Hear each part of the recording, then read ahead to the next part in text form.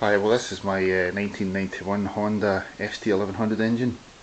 As you can see, it's minus the timing belt. No major problems on the strip down, although the engine is very heavy. I don't know if you can see there, but there's quite a lot of corrosion. But given it's 19 years old, it's probably no real surprise. Just a lot of dirt and built up gunge from over the years. One thing I was concerned about was the timing belt. This is the original, I believe. Given its age, 19 years old, I thought it would be a good idea to change it.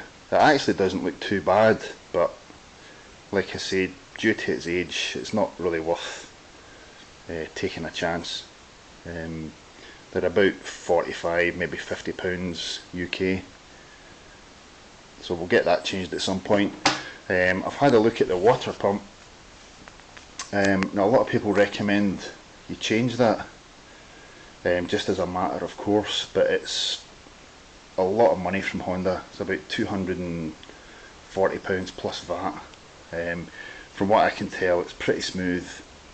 There's no noises, it's not rough or anything, so I'm just going to leave it, and if it does leak or whatever, then I'll just have to do that nearer the time. Looking around the garage, you can see at the back there a pile of bodywork and exhausts, etc. Moving around here, you can see the frame. Quite a mess. A lot of rust, mainly around the swingarm area. You can see there, quite a mess. So we'll get all that blasted off and cleaned up at the powder coaters. It's mainly around the swingarm area. The rest of it isn't too bad. A little bit of rust round about the various fixings and bolts. Moving along to the various brackets, fairing brackets, the centre stand. That's a couple of springs from my car I'm going to get done, and also the swing arm. Now the swing arm on my bike was actually beyond saving. I've given it to a fabrication company and they're going to have a look and see what they can do, but I managed to source this one from the US and it's actually in excellent condition, so I'll get that painted or plastic coated rather, and we'll see how we go with it. And you'll see various other bodywork. The bike came with a stainless exhaust, so that's one less expense. This is the fuel tank. The one thing I found to be a real problem is just rust. I'll show you the underside of this. As you can see there, just a real mess. Now when it's on the bike, it's actually covered on the lower part by a rubber shield, and it's obviously trapping water, and once it starts you can see the mess it's made, so hopefully I can salvage that.